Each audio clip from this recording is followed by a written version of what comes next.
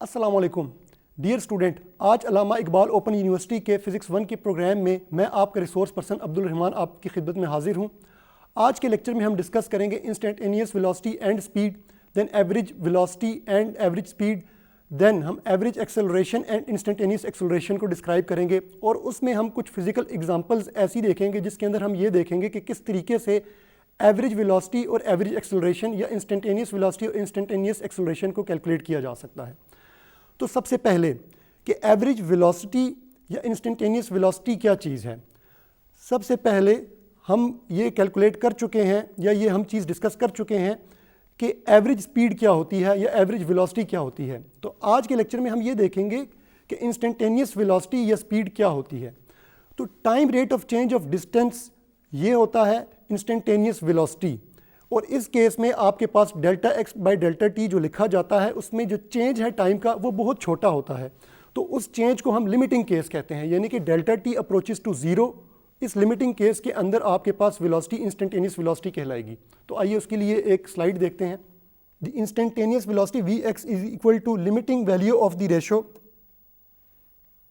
Delta x by delta T as delta T approaches to zero. Vx is equal to delta T approaches to zero delta x by delta T.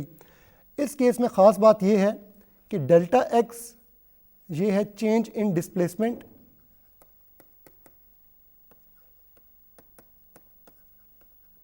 और delta T ये change in time है, यानी कि जिस time के अंदर ये displacement में चेंज आई है। और इंस्टेंटेनियस वेलोसिटी के लिए इस चेंज को, चेंज इन टाइम को ज़ीरो के इक्वल अप्रोच करवाया जाता है। इसी तरीके से अगर आप इंस्टेंटेनियस वेलोसिटी की बजाय इंस्टेंटेनियस स्पीड कैलकुलेट करने में इंटरेस्टेड हैं तो जस्ट इस फैक्टर का मैग्नीट्यूड आएगा, और ये लिमिटिंग केस ये डेरिवेटिव कहलाता है, यानी कि limiting case of delta x by delta T is actually derivative of D x by d T, जो कि ये लिखा गया है, और इस चीज़ का मैग्नीट्यूड आपको स्पीड देगा। और जैसा कि आप पहले जानते हैं कि स्पीड और वेलोसिटी में फ़र्क ये है कि वेलोसिटी की एक ख़ास डायरेक्शन है और स्पीड में सिर्फ उसका मैग्नीट्यूड है। सो अभी आपने देखा कि किस तरीके से इंस्टेंटेनियस वेलोसिटी को यहाँ पे डिफाइन किया गया है। Change in distance with respect to time, ये change in displacement with respect to time in limiting cases, यानी कि delta T approaches to zero, और उस चीज़ को डेरिवेटिव कहा गया है simple d x by d t. तो अब हम एक एग्जाम्पल देखते हैं, और इस एग्जाम्पल को हम स्टार्ट इस तरीके से करेंगे कि सबसे पहले हम एक फिजिकल एग्जाम्पल के अंदर डिस्प्लेसमेंट को कैलकुलेट करेंगे, उसके बाद एवरेज वेलोसिटी को, और फिर एवरेज वेलोसिटी के अंदर चेंजेस करके हम इंस्टेंटेनियस वेलोसिटी कैलकुलेट करेंगे। तो आइए एक एग्जाम्पल देखते हैं। A cheetah is crouched 20 metres to the east of an observer at time t is equal to zero. The cheetah begins to run due to east toward an antelope that is 150 metres to the east of observer. During the first 2 seconds of the attack, the cheetah coordinate x varies with the time according to this equation x is equal to 20 plus 5t square. अब आपने calculate क्या करना है। सबसे पहली चीज़, find the cheetah's displacement between t1 and t2, find its average velocity during that interval, find its instantaneous velocity at t is equal to 1 second by taking delta t is equal to 0.1 second. सबसे पहले इस example की situation को समझिए कि एक observer इस गाड़ी के अंदर बैठा हुआ है, और एक ख़ास डिस्टेंस यानी कि इस ओरिजिन से लेके 20 मीटर डिस्टेंस के ऊपर एक चीता मूव करना स्टार्ट करता है एंटीलोप के पीछे, और एक दूसरे time t is equal to 2 second के ऊपर चीता की पोजीशन ये है और एंटीलोप की पोजीशन ये है। अब आपने सबसे पहले t1 t2 या x1 x2 के ऊपर डिस्प्लेसमेंट कैलकुलेट करनी है, देन एवरेज वेलोसिटी, और देन इंस्टेंटेनियस वेलोसिटी। तो सबसे पहले आपके पास x गिवन था 20 प्लस 5t स्क्वायर। अगर आपको डिस्प्लेसमेंट निकालनी है तो डिस्प्लेसमेंट का फार्मूला होगा x2 माइनस x1, यानी कि final position minus initial position, जो कि ये लिखा गया है। और x2 के लिए आपको टाइम t2 पुट करना पड़ेगा जो कि 2 सेकेंड है, तो x2 आप कैलकुलेट कर लेंगे जो कि 40 मीटर आ रहा है। इसी तरीके से इस x की इक्वेशन के अंदर अगर आप t1 पुट करें जो कि 1 सेकेंड है, तो आपके पास x1 आ जाएगा जो कि 25 मीटर आ रहा है। तो इस तरीके से आप डिस्प्लेसमेंट कैलकुलेट कर लेंगे कि final position xf minus xi, final position इस केस में 40 मीटर है, इनिशियल पोजीशन इस केस में 25 मीटर्स है। तो इट मीन्स कि डिस्प्लेसमेंट आपके पास 15 मीटर्स आ गई है। दूसरा इस एग्जांपल का पार्ट था कि आपने एवरेज वेलोसिटी निकालनी थी जो कि x एक्सिस में है। तो एवरेज वेलोसिटी के लिए आपको फार्मूला पता है x2 minus x1 over t2 minus t1 या simply delta x by delta t। तो उस केस के लिए आप देख सकते हैं कि ये ऊपर वाला पूरा पोर्शन ये डिस्प्लेसमेंट है और नीचे चेंज इन टाइम है। डिस्प्लेसमेंट आप पहले कैलकुलेट कर चुके हैं 15 मीटर है और ये डेल्टा t टाइम है, यानी कि डेल्टा t यहाँ पे है tf minus ti, final time minus initial time. इस केस में फाइनल टाइम आपके पास 2 सेकेंड है, इनिशियल टाइम आपके पास 1 सेकेंड है, तो ये आपके पास 2 माइनस 1 सेकेंड आ जाता है। ये वैल्यू आप यहाँ पे पुट करें तो आप देख सकते हैं कि आपके पास एवरेज वेलोसिटी क्या आ गई है 15 मीटर पर सेकेंड। अब इस क्वेश्चन का तीसरा पार्ट था कि आपने इंस्टेंटेनियस वेलोसिटी कैलकुलेट करनी है। तो जैसा कि मैंने आपको बताया है कि delta x by delta t अगर लिमिटिंग केस में देखा जाए तो ये आपके पास v इंस्टेंटेनियस आएगा, और इस केस में डेल्टा t जीरो को अप्रोच करवाने का ये मतलब है कि जो चेंज इन टाइम है वो बहुत स्मॉल है, वो जीरो को अप्रोच कर रहा है। तो इस केस में देखिए कि सबसे पहला डेल्टा t हमने लिया है 0.1 सेकेंड। जब आपने 0.1 सेकेंड लिया है और आपका जो इनिशियल टाइम है वो t1 है, तो t2 आपके पास क्या आ जाएगा, इस डेल्टा t को इसके बीच में ऐड कीजिए तो ये 1.1 सेकेंड आ जाएगा। तो अब आप t2 के लिए x2 निकालिए तो वो आपके पास आएगा 26.05 मीटर्स। इस केस में आपने टाइम को 1.1 सेकेंड रखा है। इसी तरीके से आप इसकी वेलोसिटी निकालेंगे तो ये एक एवरेज वेलोसिटी आएगी जो कि 10.5 मीटर पर सेकेंड आ रही है। इसी तरीके से अगर आप इस डेल्टा t को 0.01 रखें तो आपके पास एक और एवरेज वेलोसिटी आ जाएगी जो कि इसकी वैल्यू इससे काफ़ी कम होगी। इसी तरीके से अगर आप इस चेंज को बेसिकली इस चेंज को स्मॉल करते जाएं, delta t is equal to 0.001 करें तो आपके पास एक नई वैल्यू आ जाएगी, और नेक्स्ट टाइम पे आप करें 0.0001 तो आपके पास अब डेल्टा t बेसिकली किसको अप्रोच कर रहा है, ज़ीरो को, बिकॉज हमने इसको स्टार्ट किया 0.1 से, फिर 0.01, फिर 0.001, फिर 0.0001 अप टू सो ऑन। यानी कि इस केस में डेल्टा t जब ज़ीरो को अप्रोच कर रहा है तो आपके पास ये वेलोसिटी कुछ वैल्यूज़ के बाद एक इंस्टेंटेनियस वेलोसिटी बन जाएगी।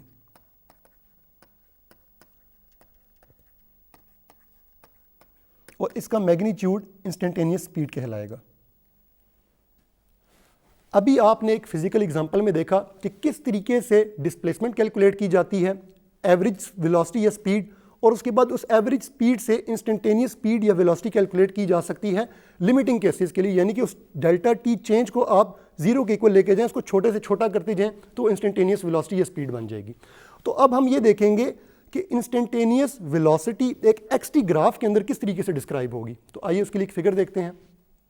आप ये देख रहे हैं कि ये एक xt ग्राफ है, t इंडिपेंडेंट है तो इसलिए x एक्सिस पे रखा गया है, और ये पोजीशन है। ये जो आपको ब्लू लाइन नज़र आ रही है ये ट्रेजेक्ट्री है, ये पाथ है उस बॉडी का जो कि मूव कर रही है।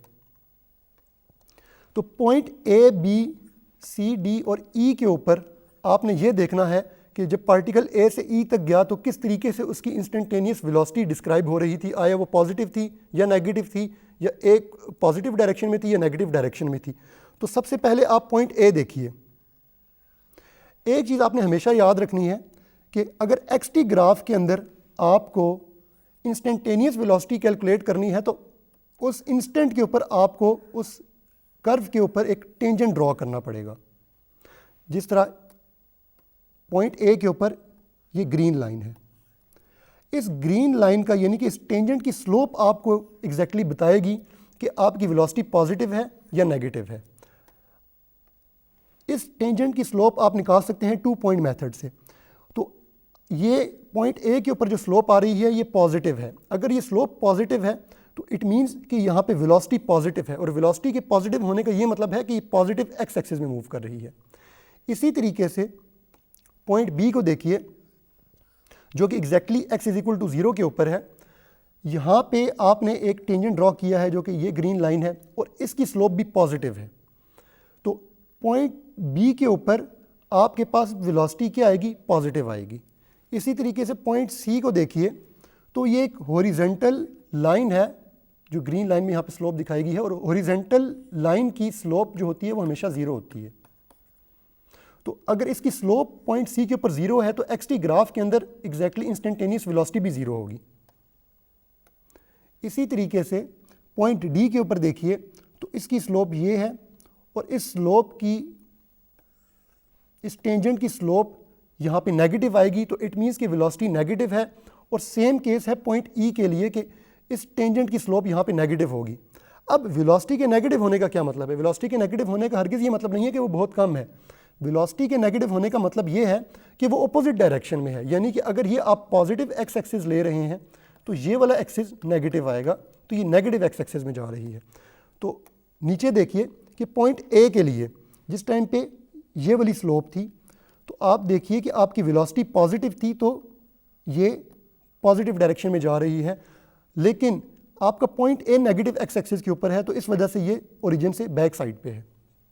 इसी तरीके से पॉइंट बी पे देखिए, इस पॉइंट के ऊपर एग्जैक्टली स्लोप पॉजिटिव थी, तो वेलोसिटी की डायरेक्शन पॉजिटिव एक्स एक्सिस है ये, लेकिन स्टार्ट हमने ओरिजिन से किया बिकॉज ये पॉइंट बी जो है ये उस पॉइंट के ऊपर है जहाँ पे एक्स 0 है। इसी तरीके से पॉइंट सी देखिए कि इसके ऊपर मैंने आपको बताया कि ये हॉरिजॉन्टल लाइन है टेंजेंट, तो इसकी स्लोप 0 है, तो इट मीन्स इस पॉइंट के ऊपर वेलोसिटी भी 0 है। इसी तरीके से पॉइंट डी देखिए, इस पॉइंट के ऊपर स्लोप इस टेंजेंट की नेगेटिव है, तो वेलोसिटी की डायरेक्शन नेगेटिव एक्स एक्सिस में होनी चाहिए थी, जो कि यहाँ पे इस चीज़ से रिप्रेजेंट हो रही है। और पॉइंट ई देखिए तो इसकी भी स्लोप नेगेटिव है, तो यहाँ पे भी वेलोसिटी की डायरेक्शन नेगेटिव एक्स एक्सिस के अंदर। सो अभी हमने देखा कि किस तरीके से एक एक्स-टी ग्राफ के अंदर आप इंस्टेंटेनियस वेलोसिटी को एक टेंजेंट के थ्रू डिस्क्राइब कर सकते हैं, और उस टेंजेंट की स्लोप एग्जैक्टली क्या होगी, वो इंस्टेंटेनियस वेलोसिटी होगी। अगर वो टेंजेंट पॉजिटिव है, उसकी स्लोप पॉजिटिव है, तो वेलोसिटी जो है पॉजिटिव एक्स एक्सिस में होगी, और अगर वो उसकी स्लोप नेगेटिव है तो इट मीन्स कि वो बॉडी नेगेटिव एक्स एक्सिस में मूव कर रही है। तो अब ये हमने देख लिया कि इंस्टेंटेनियस वेलोसिटी होती है। तो अब हम सेकंड पार्ट में देखेंगे कि इंस्टेंटेनियस एक्सेलरेशन और एवरेज एक्सेलरेशन क्या होती है, और एग्जैक्टली इनके इसी तरह से मैग्नीट्यूड देखे जाएंगे। तो जिस तरीके से हमने डिफाइन किया था कि इंस्टेंटेनियस वेलोसिटी क्या होती है, time rate of change of distance, इसी तरीके से इंस्टेंटेनियस एक्सेलरेशन को डिफाइन करने का तरीका यह है कि time rate of change of that velocity.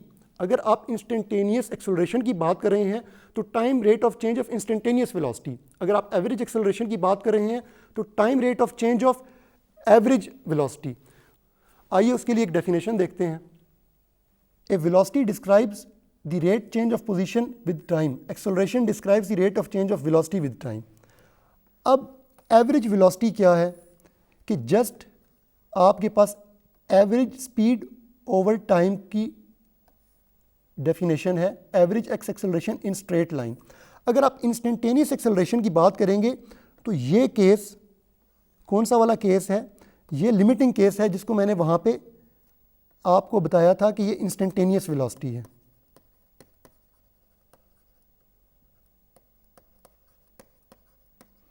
So instantaneous acceleration क्या है, time rate of change of instantaneous velocity, जो कि यहाँ पे एक पॉजिटिव एक्स एक्सिस में शो की गई है। सो अभी आपने देखा कि किस तरीके से आप जो है इंस्टेंटेनियस एक्सेलरेशन और एवरेज एक्सेलरेशन को डिफाइन कर सकते हैं। अब हम ये देखेंगे कि वीटी ग्राफ के अंदर, यानी कि वेलोसिटी टाइम ग्राफ के अंदर, एवरेज एक्सेलरेशन और इंस्टेंटेनियस एक्सेलरेशन को डिस्क्राइब कर सकते हैं। तो आइए देखते हैं। फॉर एग्जांपल एक वीटी ग्राफ के अंदर, यानी कि वेलोसिटी टाइम ग्राफ के अंदर एक पार्टिकल की ट्रेजेक्ट्री को इस तरीके से प्लॉट किया गया है, जो कि यहाँ पे ग्रीन लाइन में आ रहा है। इसके ऊपर 2 पॉइंट्स आप देख सकते हैं एक पॉइंट है P1, एक पॉइंट है P2। अब इसी ग्राफ के अंदर या इसी ट्रेजेक्ट्री के अंदर आपको दोनों चीज़ें कैलकुलेट करनी है, इंस्टेंटेनियस एक्सेलरेशन और एवरेज एक्सेलरेशन। अगर आप पॉइंट P1 को P2 से डायरेक्ट मिलाएं एक स्ट्रेट लाइन के थ्रू, जो कि ये वाली स्ट्रेट लाइन है जिसके ऊपर मैं रेड लाइन लगा रहा हूं, और इस लाइन की अगर आप स्लोप कैलकुलेट करें 2 पॉइंट मेथड से, तो वो आपको देगी एवरेज एक्सेलरेशन। और अगर आपने इसी ट्रेजेक्ट्री के अंदर किसी एक पॉइंट के ऊपर इंस्टेंटेनियस एक्सेलरेशन फाइंड आउट करनी है, यानी कि वो पॉइंट P1 है, तो इसके ऊपर आपने एक टेंजेंट ड्रॉ करना है, जो कि ये रेड लाइन है। इस टेंजेंट की स्लोप निकालनी है और इस टेंजेंट की स्लोप आपको देगी इंस्टेंटेनियस एक्सेलरेशन। सो इस ग्राफ के अंदर इंपॉर्टेंट बात यह है कि VT का अगर ग्राफ है तो आपको एवरेज वेलोसिटी निकालने के लिए डायरेक्ट एक पॉइंट P1 P2 से मिलाने के लिए लाइन चाहिए और उसकी स्लोप चाहिए, और इंस्टेंटेनियस एक्सेलरेशन के लिए आपको जस्ट एक पॉइंट के ऊपर टेंजेंट ड्रॉ करना है और उसकी स्लोप निकालनी है। अभी आपने देखा कि 2 पॉइंट्स हों अगर एक VT ग्राफ के अंदर, यानी कि वेलोसिटी टाइम ग्राफ के अंदर, तो किस तरीके से आप उसके अंदर इंस्टेंटेनियस एक्सेलरेशन कैलकुलेट कर सकते हैं और किस तरीके से एवरेज एक्सेलरेशन कैलकुलेट कर सकते हैं। और ये बात नोट करने वाली है यहाँ पे कि आपको एवरेज एक्सेलरेशन के लिए 2 पॉइंट्स की ज़रूरत है, P1 और P2। उन 2 पॉइंट्स को आपने एक स्ट्रेट लाइन से कनेक्ट किया, उस स्ट्रेट लाइन की आपने स्लोप निकाल ली। लेकिन इंस्टेंटेनियस एक्सेलरेशन के अंदर एक पॉइंट ज़रूरी है, सिर्फ एक पॉइंट से काम चल जाएगा, और उस पॉइंट के ऊपर आपने करना क्या है, उस कर्व का एक टेंजेंट प्लॉट करना है। उस टेंजेंट की स्लोप एग्जैक्टली क्या होगी, इंस्टेंटेनियस एक्सेलरेशन।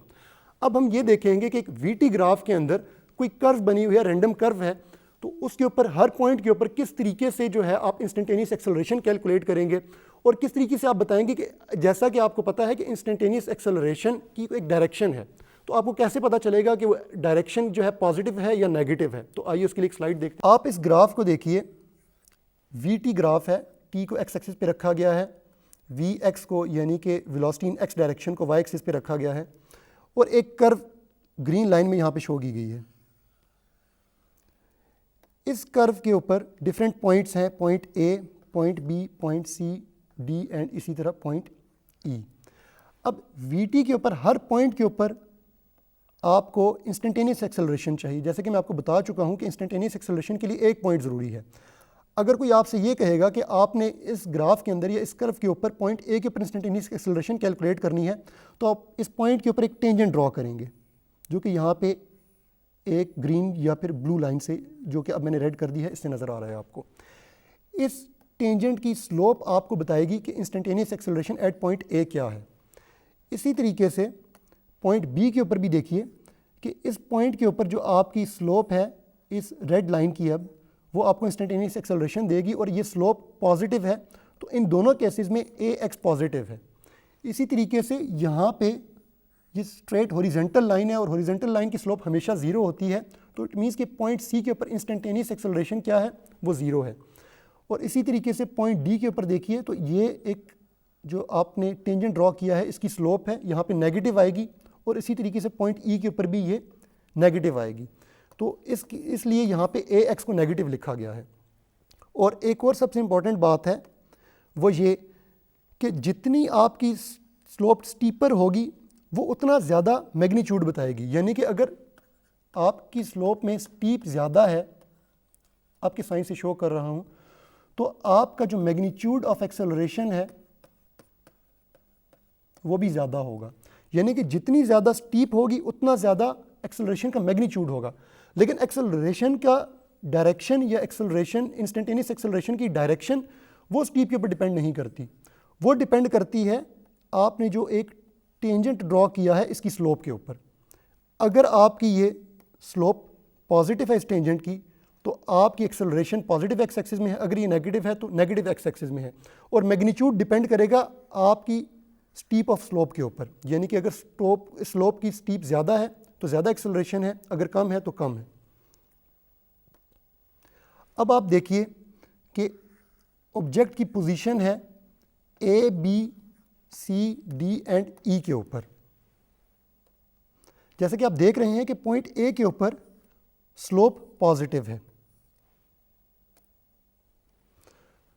तो स्लोप पॉजिटिव होने का ये मतलब है कि एक्सेलरेशन आपकी पॉजिटिव एक्स एक्सिस में है जिसकी डायरेक्शन ये है, लेकिन ये एक वीटी ग्राफ है तो उसमें आप देख सकते हैं कि वो पॉइंट नेगेटिव वाली साइड पे था, यानी कि ये -vx वाली साइड पे था, तो इस वजह से आपकी वेलोसिटी की डायरेक्शन ऑपोजिट है।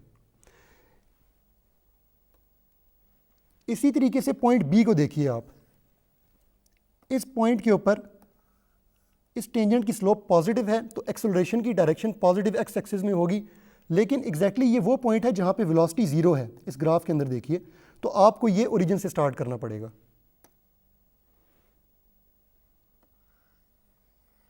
ये आप देख सकते हैं यहाँ पे कि वेलोसिटी इस केस में ज़ीरो है। इसी तरीके से पॉइंट सी देखिए, तो इस केस में इस टेंजेंट की स्लोप ज़ीरो है तो एक्सेलरेशन ज़ीरो होगी, लेकिन आपकी जो वेलोसिटी है वो पॉजिटिव एक्स एक्सिस की तरफ होगी, यानी कि ये वाला केस। अब पॉइंट डी और ई को देखिए तो इन दोनों टेंजेंट्स की स्लोप नेगेटिव है, तो इट मीन्स कि एक्सेलरेशन नेगेटिव है, और एक्सेलरेशन की नेगेटिव होने का ये मतलब है कि नेगेटिव एक्स एक्सिस की तरफ जा रहा है। तो पॉइंट डी और ई को अगर आप देखिए तो इनकी डायरेक्शन ऑपोजिट है, और ई पॉइंट के ऊपर एग्जैक्टली आप देख सकते हैं कि वेलोसिटी की भी डायरेक्शन ऑपोजिट है, क्योंकि बिकॉज आप अब इस ग्राफ के अंदर नेगेटिव साइड पे आ चुके हैं और डी के ऊपर ये एग्जैक्टली ज़ीरो के ऊपर है। इस तरीके से आप देख सकते हैं कि किस तरीके से एक्सेलरेशन की डायरेक्शन या तो पॉजिटिव एक्स एक्सिस की तरफ है या फिर नेगेटिव एक्स एक्सिस की तरफ है। पॉजिटिव एक्स एक्सिस की तरफ एक्सेलरेशन होने का फिजिकली मतलब क्या है? अभी आपने देखा कि एक्सेलरेशन के पॉजिटिव होने का या नेगेटिव होने का क्या मतलब है। अब एक्सेलरेशन के पॉजिटिव एक्स एक्सिस की तरफ होने का मतलब क्या है? जिस तरह से मैंने डिफाइन किया था एक्सेलरेशन को, इंस्टेंटेनियस एक्सेलरेशन है क्या? वो basically time rate of change of instantaneous velocity है।